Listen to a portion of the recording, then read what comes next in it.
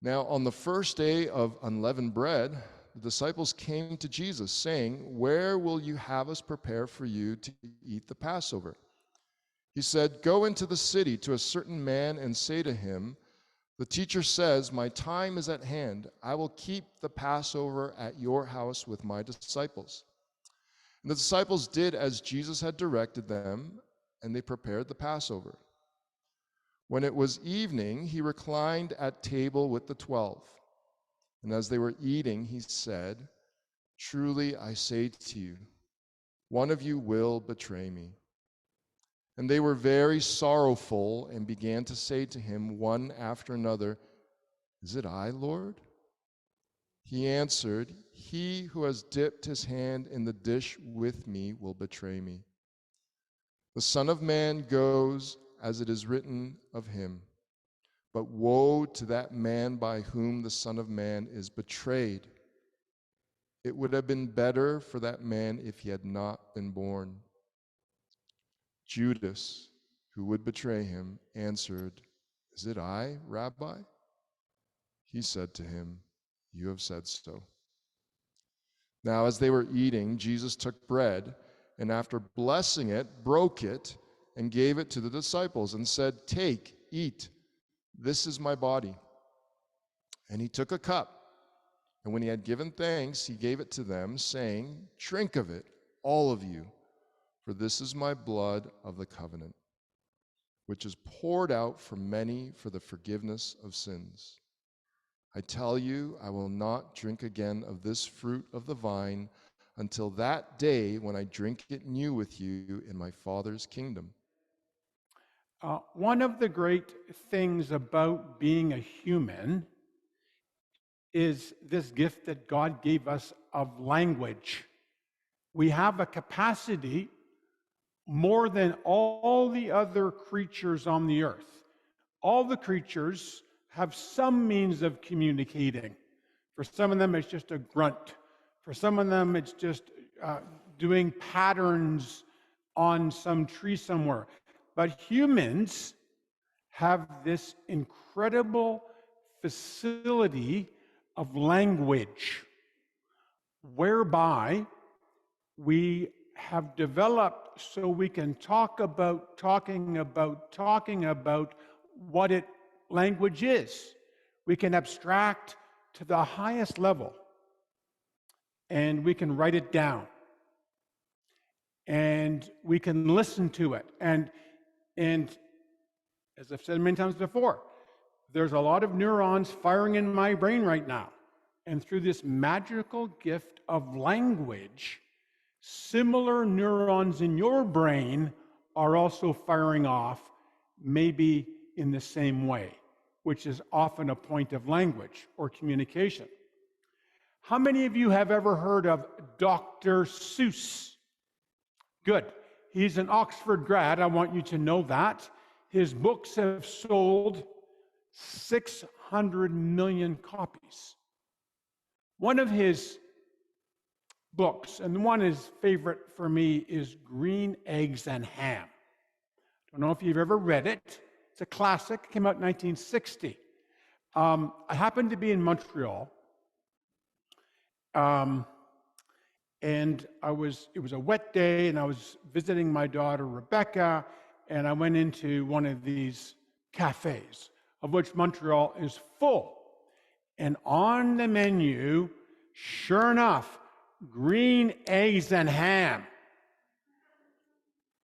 So, it didn't seem right to me, like in the book. I'm not sure I want to try that. So I looked it, I saw it on the menu, I talked to one of the servers, and he or she said to me, "Well, it's hard to describe, actually. It's really," and this is my point, speech is limited. Sometimes the words just don't do the thing justice. And so I said, "Okay, I'm going to try it." You said, "Just try it. Just taste it." So here it is. Here it came. It was fabulous. I can't describe it. You have to actually taste it or eat it. My wife, among her, she's not listening here, probably not, but amongst her multitude of gifts, what God has gifted her, she has many gifts. She's spent a lifetime developing most of them. One of them is gardening. Gardening's important. Remember, after the resurrection, one of the Marys thought Jesus was the gardener. However, she thought that, where he was, what he was doing, how he was dressed. But one of the gifts my wife has is being a gardener. And she's developed it, and it's getting stronger and more beautiful every year. So what happens? We get up in the morning. If it's not raining, she's out watering. She loves to water. It's an addiction for her. Even when it rains, she goes out and waters. But she'll come in and say to me, Russ, you've got to come and see this. I said, what is it, Russ? Just come and see it. And it's true. I go out, and there it is. My eyes, the photons, my receptors, my brain is just going crazy with some artistic beauty that poetry is the closest thing we have. You know, a William Wordsworth or whatever, trying to describe this field of poppies or tulips or daffodils. There it is. Come and see. And I go, and yeah, yes, this is actually more than words could describe. And the thing is, we get this at an early age. If someone tries to describe to you like a fruit fondue, it's not going to do it right. It's not going to do it right. You got to actually get in there and get it done. And we've got this little funny tradition in our home. And I know it's not good for you Christians who are very kind of straight-laced and maybe from the UK, but we have this tradition, you know, this is a big circle thing. This is in the center, and everyone's around. And I find it difficult because I've got to butt in to actually get access. So I sit back and everyone laughs at me trying to be whatever I'm doing, but I'm doing the wrong thing.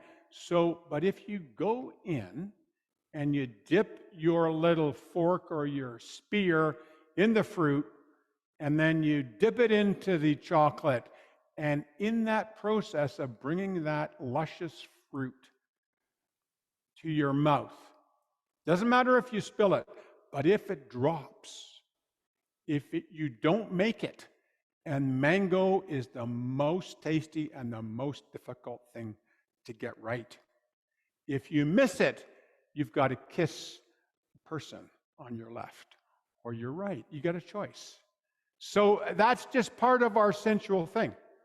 And I'm just trying to say one thing in all this lead up. And so if I say this thing, I don't want you to forget it. It is my strong conviction, and it's with some bias, put that right out there, that if you have any interest or you feel God is calling you, you want to know Christ, you want to understand his sufferings and the glories that followed, you want to be filled up with the knowledge of him who fills all in all. You want to, as Albert said, get hold of the only promise that is eternal and satisfying, the biggest of all ideas. If you want to do that, you've got to actually come to the table. You've got to experience the Eucharist, the communion, the breaking of bread, the Lord's Supper, whatever little tag you want to give it. You've got to come and see. You've got to come and dine. I can't explain it to you. It's something, remember, there's the Logos. The Word became flesh, and Jesus came into a spot with people, and he said, "Come and dine." So that is just so dang mystical. And you may not believe it. You might believe, no, I got to do my Bible study. No, I've devoted this whole month to fasting. No, I'm praying now. My big thing is prayer and entering in. Those are all great things. Singing, worshiping, great. I'm trying to convince you, give you a sales job, because I'm not sure whether we're convinced of this. There's reasons for it. There's the pulpit, remember? There's the pulpit over here. We used to have a pulpit, by the way, as do all Protestant churches, actually. And in the real good ones, the preacher wears a robe as he goes up.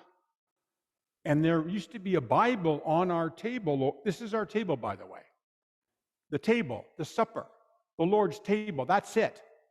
And it used to be here, and there was a Bible on it. So we have these pillars in our church preaching. Fantastic.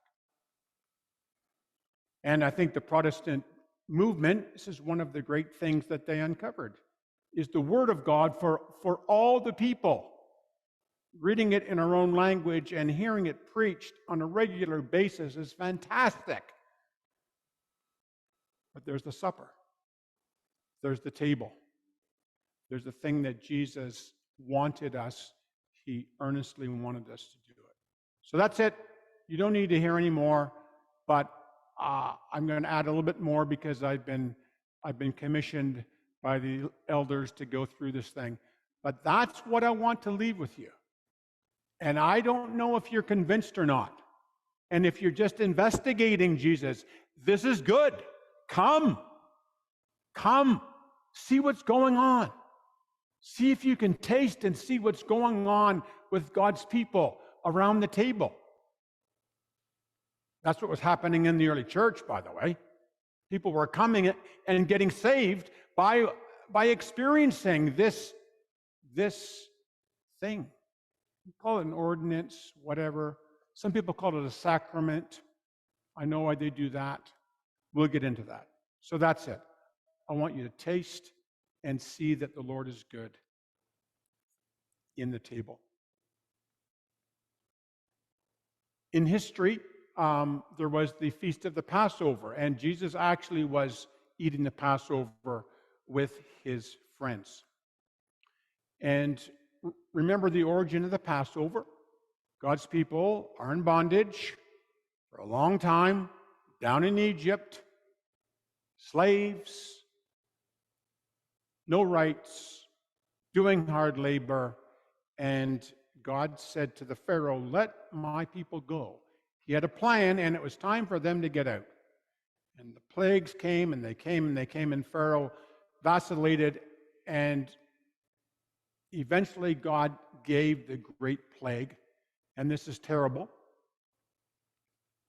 But God said, "I'm going to go over your spaces. I'm going to go over your land, your streets, your villages. And there's going to be an angel of death, so supernatural. And as the angel of death, like a plague, goes over," this is tough. Many of you are parents. Many of you have a firstborn child. You know what that means to you. And God's punishment, this is tough, but he was going to smite all the firstborn. But those of his own, those who he loved in a special way, not by anything they'd done, not by anything, by how strong they were or by their servitude, nothing like that. He said, "What I want you to do is get blood, take a lamb, slay the lamb, and with that blood, I want you just to paint it. Put it in your house, on your tent, paint it. This is all so symbolic. And this is part of the culture of that day, by the way. It meant something to these people to sacrifice animals. Get the blood, and you paste it over, and as the angel goes over your house,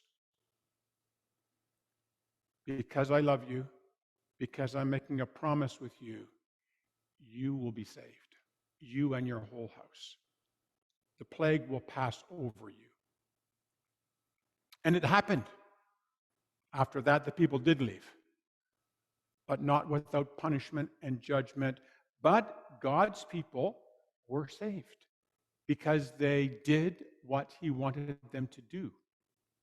And so, as part of the Jewish culture to this day, they celebrate the Passover. And they have symbols. Maybe you've taken part of a Seder meal. It's pretty cool. I think you should all do it. But certainly there's bread that Jesus had at the Last Supper, and the bread, of course, is unleavened, not like the stuff that we have, more like a cracker with no salt on it. And it was to remind them that when they took off, they couldn't be baking bread, because if you bake bread, you know, it takes maybe a whole day for that chemistry to do the good stuff. You had to just take off. And then there was the blood, which reminded them of this promise to be, that I'm going to save you. So over the years, this has been celebrated in different ways. In biblical times, they would do this lamb thing, and they would have it, and they would cook it and eat it. And then in the time of Jesus, it was more like what the Romans would do in their feasts. You'd have a lot of food, you'd have a table, you'd be sitting around, lounging around this table and eating and telling stories and discussing. And so this is the form of the Passover that Jesus executed with his own people. And as it went on, the Jewish people, as they do it even today, see it as kind of a sort of an exodus, God saving them. So here's a scene maybe from the last century, and everyone gets involved, and the kids read, and there's a lot of kind of meditation, reading the Old Testament. So that's what Jesus was doing. This is just part of the narrative. And it's a good thing for you to think about. I've said it before, and I'll say it again. One feature of that, which, if you want to get a better snapshot, John's Gospel is good for this particular one. It describes the apostle who he loved, which was John's way of talking about himself. It talks about him kind of being close to Jesus. He was right next to him. And as you probably know, that's kind of an honoring thing if it's your friend, or if it's your dad, if it's your brother, and you haven't seen them in a long time and you want to sit down at a meal. It's nice to be close to them. John was right next to Jesus, listening and being able maybe to hear his breath. So Jesus says, go out, and we need to prepare this a place. And you can see here, in a sense, some of the sovereignty of Jesus coming forward here. His omniscience, his omnipotence, in a sense, he just says. In the other Gospels, it's way kind of more spectacular. Like, okay, go out, and as you get down there, at the end of Brentcliffe, where all the cranes are, you're going to see a workman. He's coming out of Tim Hortons, and he doesn't have a double-double. No, he's got Timbits. You follow him into the job site, and there, on the 4th floor of the condo, there's already a place all set up. It was like that, and you just get a little breath of the of the omnipotence and the deity of Jesus, that he's able to do these things. And so there was a large upper room all ready to go. So I think this is a good detail, and I know some Christians, and I'm going to sort of allude to that, make this kind of a little bit special when they think they're copying what Jesus and the disciples did. So they went and they prepared the Passover. So there they are. This is the famous painting, Leonardo, of the Last Supper. Jesus sort of in the middle, his kind of reckoning, lots of discussion going on, lots of debate about which of these people was Judas. And at that time, Jesus says another thing, which is, I think, frightening, fearful. And certainly his friends were a bit fearful. This is maybe not the time when you actually give out such news, but he did. And it was simply that one of the 12, one who'd been with him and privileged, and now at the place, he said, one of you is actually going to be the agent whereby I'm going to be betrayed and I'm going to be turned over. And he'd already told them that he was going to have this happen to him and he was going to die and he was going to be buried and that he was going to rise again. But now he's saying one of you is going to be the agent. And of course, his friends, as you would do, I think, as I would do, is it me? I think we all have this idea that we know there's stuff we've done that maybe we wouldn't want God to know. And so they're all now looking at him. They're all looking at themselves, and he says, whoever it was who dipped, you shared food back then. It wasn't like a British thing where you have your own separate plate, and there's a lot of sharing, like the Ethiopians do. He who has dipped his hand in the dish with me will betray me. And then he makes the statement, the Son of Man goes as it is written of him, but woe to the man by whom the Son of Man is betrayed. Woe. It would have been better that that man not been born. And Judas, and I don't know whether he did this privately. I don't think they had cell phones where he could text to Jesus, but he just said, is it I?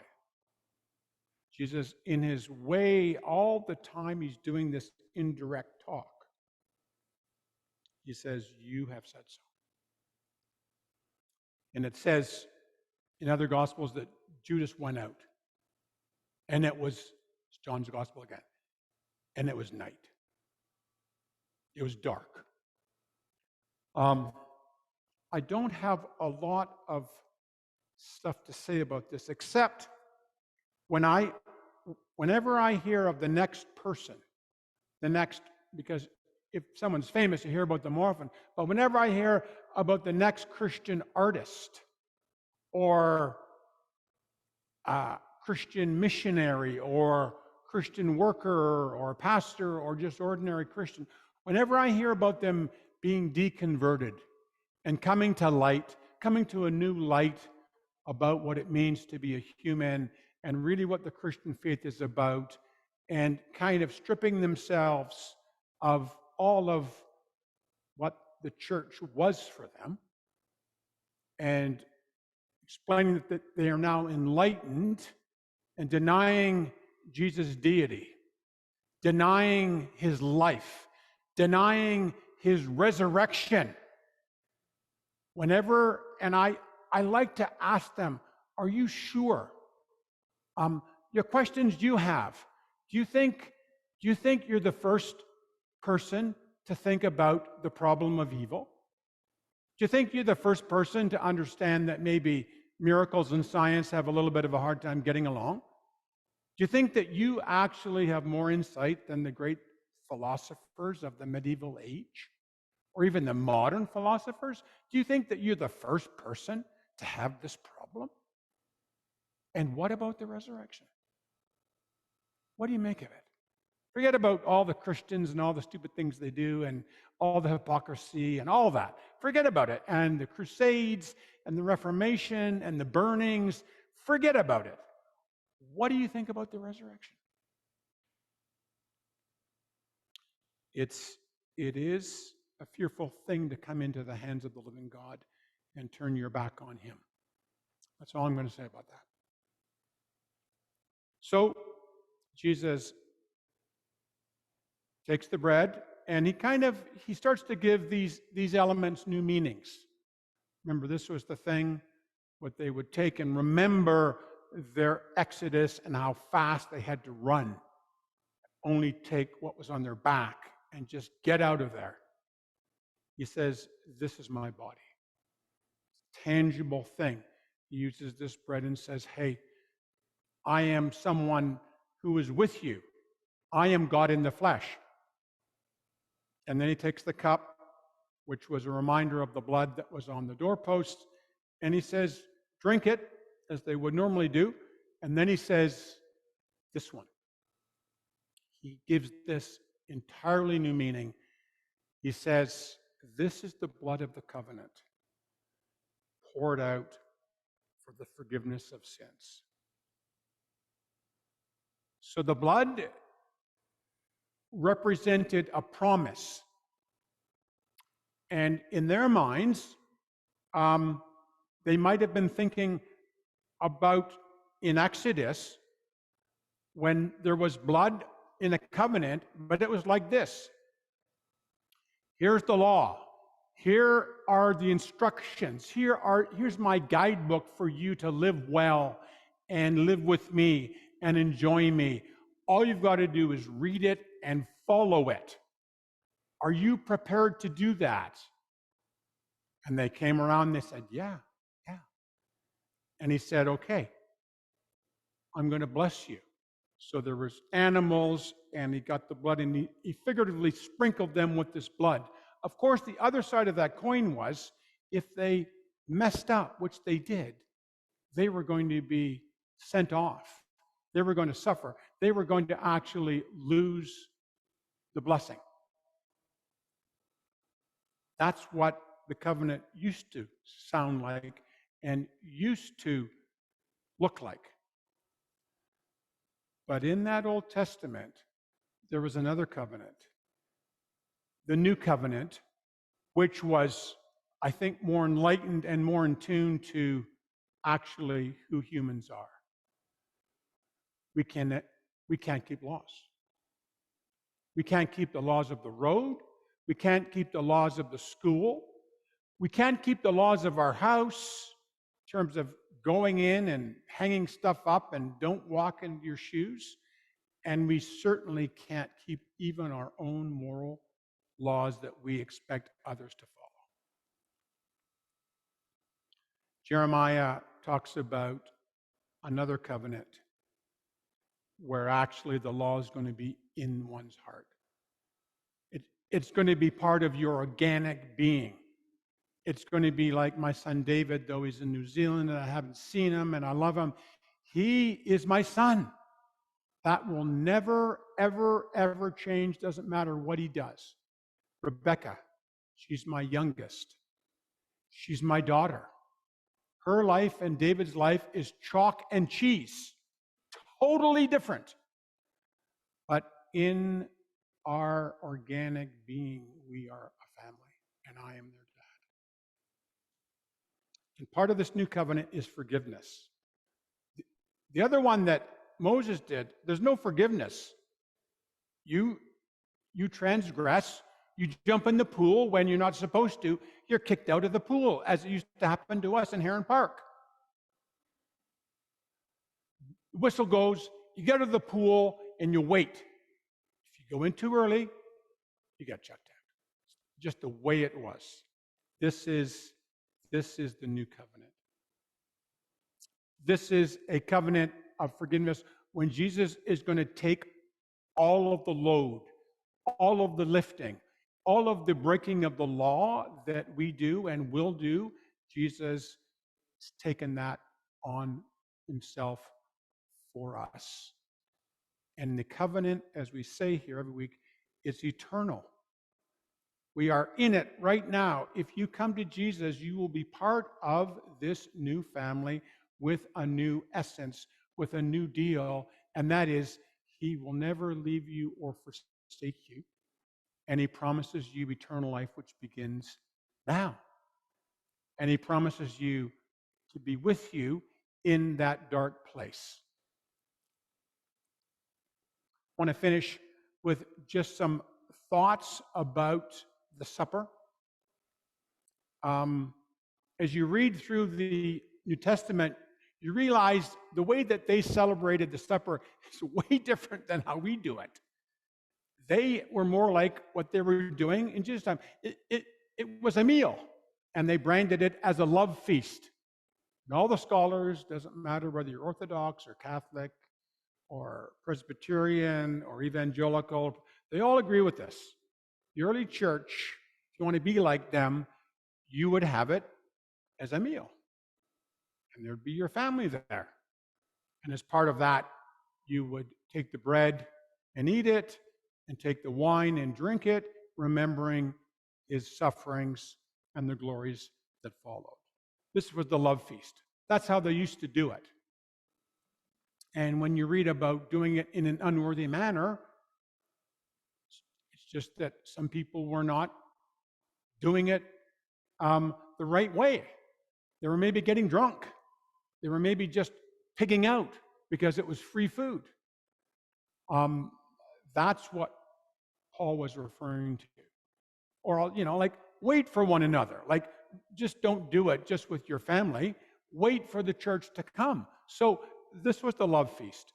And it did go out of vogue, let's say, early.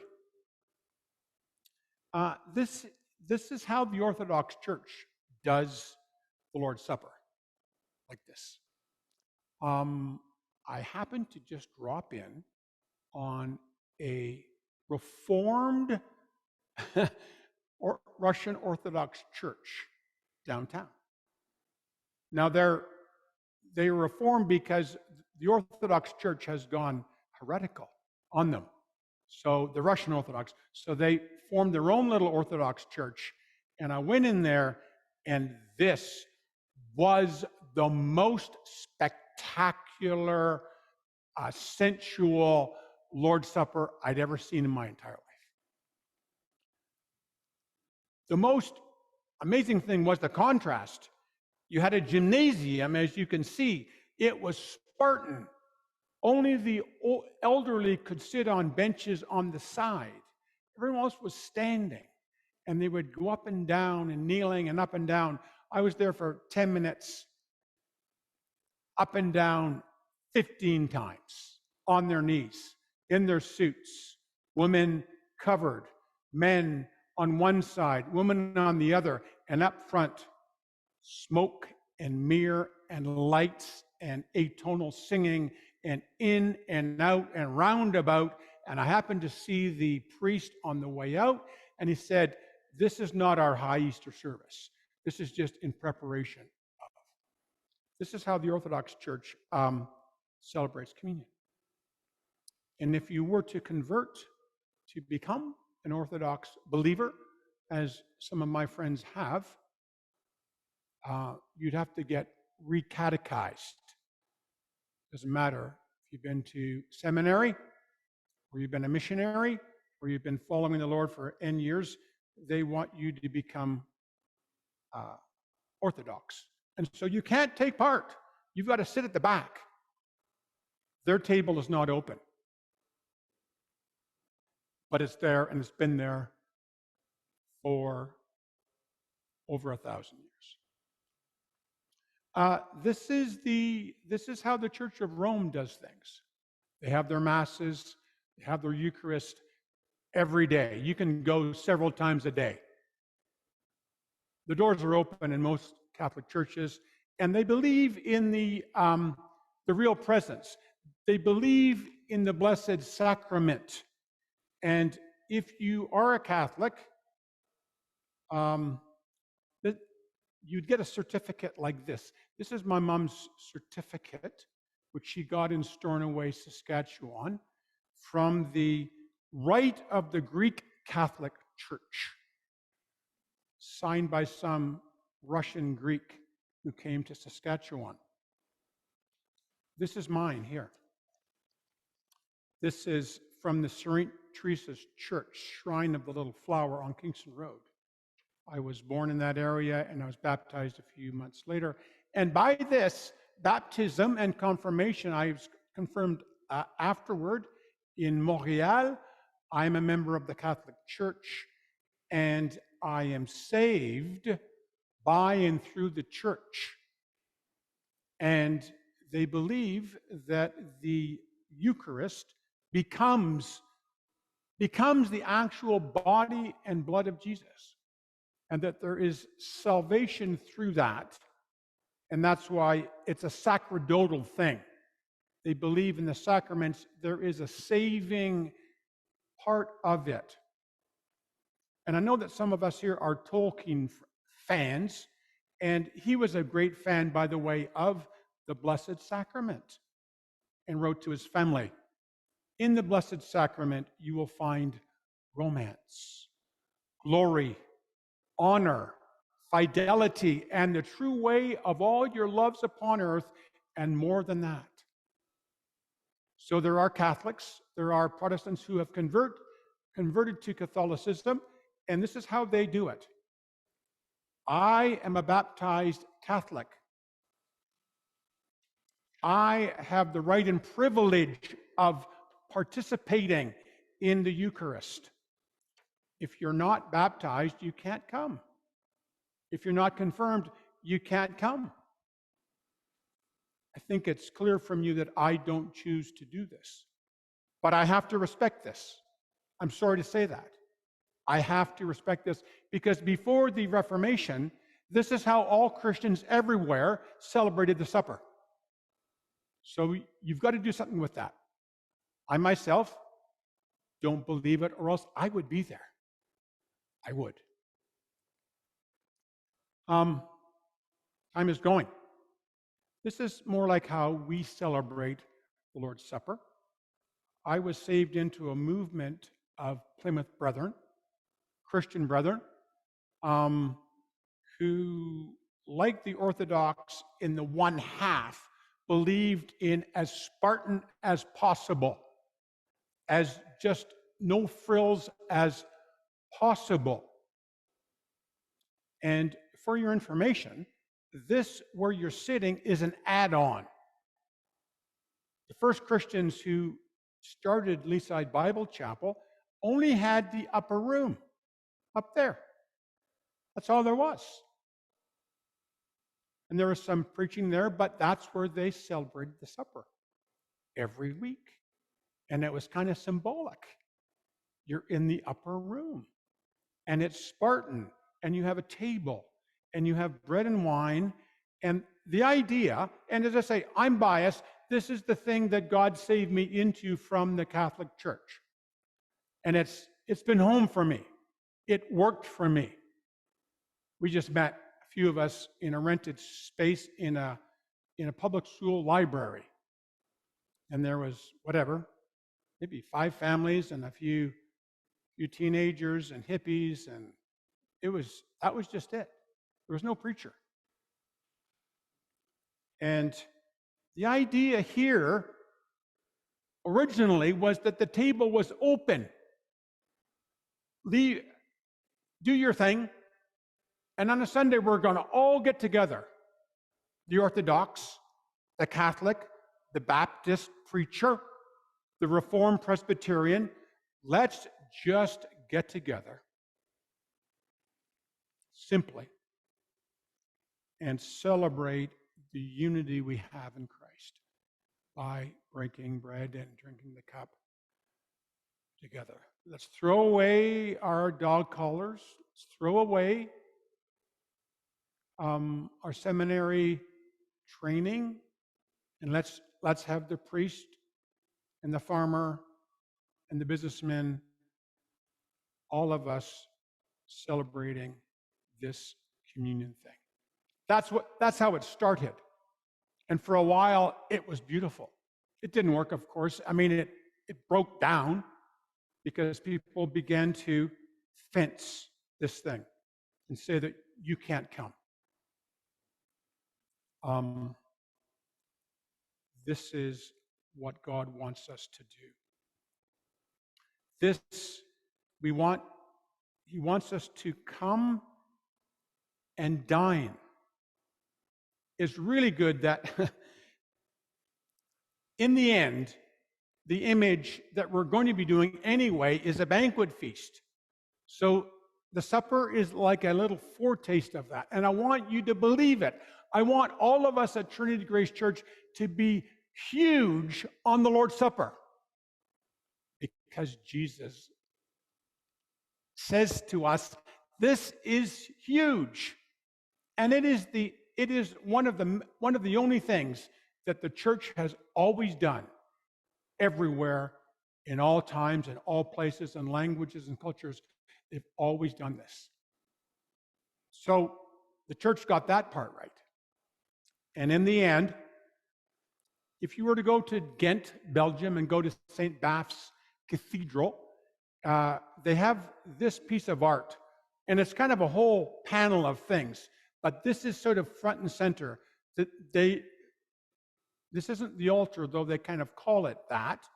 But here is a painting by a Flemish guy who tries to capture the end with all the nations and all of the popes and prophets and everyone, and they're worshiping a lamb who was slain.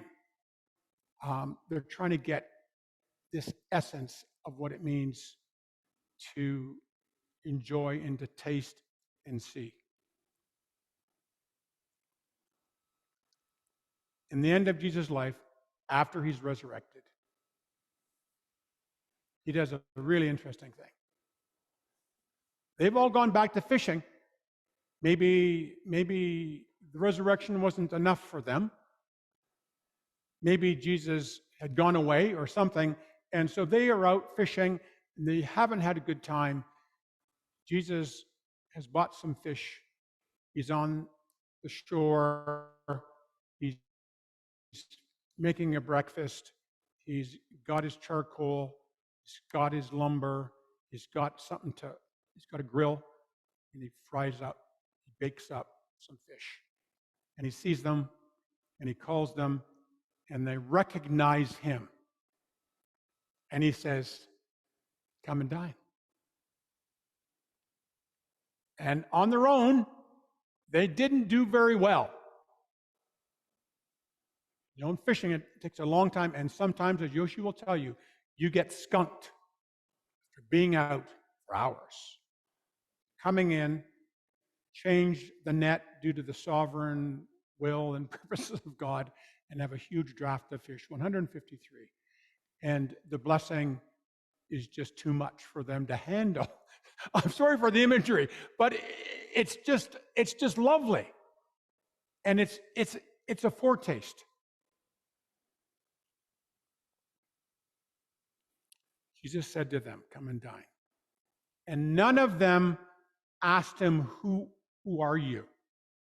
Knowing that it was the Lord. I trust that these thoughts are going to encourage us to come and dine on the Lord in this way that he has left for us. And I commend the elders here at our church for making this central in our meetings. That's good. It's good. Let's not miss out. Let's taste and see that the Lord is good. Amen.